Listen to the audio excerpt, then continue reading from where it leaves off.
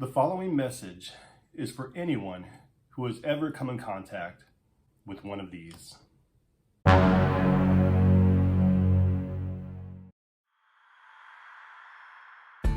One of my absolute favorite things to do is to be outside in the middle of nature.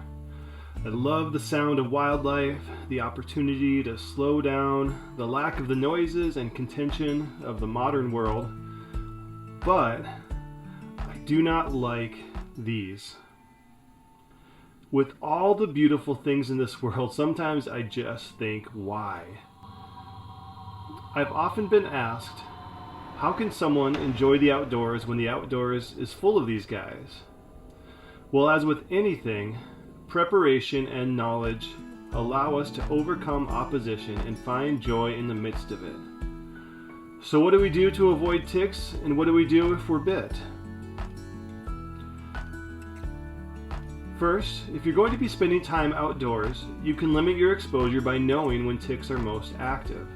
This is typically May and June, but they can be active as early as April if it's warm enough, and can continue to be active into October. The later in the season, the less of the chance of getting bit. Second, know which ticks are which. On the left is a typical wood tick or American dog tick. On the right is a deer tick or a black-legged tick. There are a couple of key characteristics that differentiate them. This diagram shows the difference between a few of the most common ticks: deer ticks, wood ticks, and lone star ticks. You can see that there are some clear differences in their color and appearance. Also, deer ticks are much smaller. It's not uncommon for people to not see a deer tick because it is so small in its nymph stage. Third, there are some things that you can do to prevent tick bites. The three main things I would recommend are: first, use permethrin on your clothes.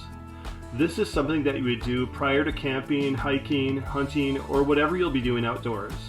This is a safe way to repel and even kill ticks. Second, use insect repellent. This alone, of course, is not enough, but any extra layer of protection helps.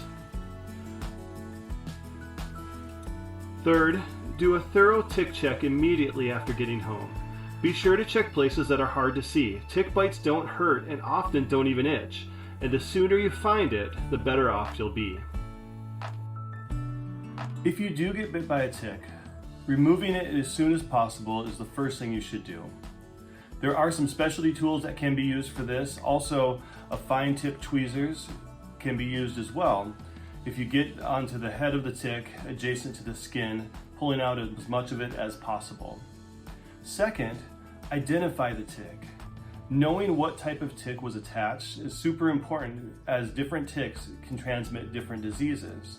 Third, if you were bit by a deer tick, it is important to get treatment to prevent Lyme disease as soon as possible. And I'm not talking about one dose of doxycycline.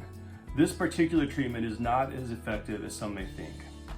At a minimum, at least 21 days of doxycycline or another appropriate antibiotic is essential. And don't wait for a bullseye rash to appear.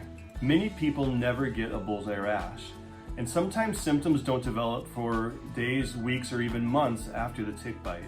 If at all possible, it is important to seek out a Lyme specialist. So a little knowledge and preparation goes a long way.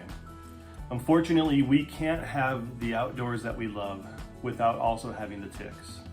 There is opposition in all things, but we don't have to let that opposition stop us from doing the things that we love.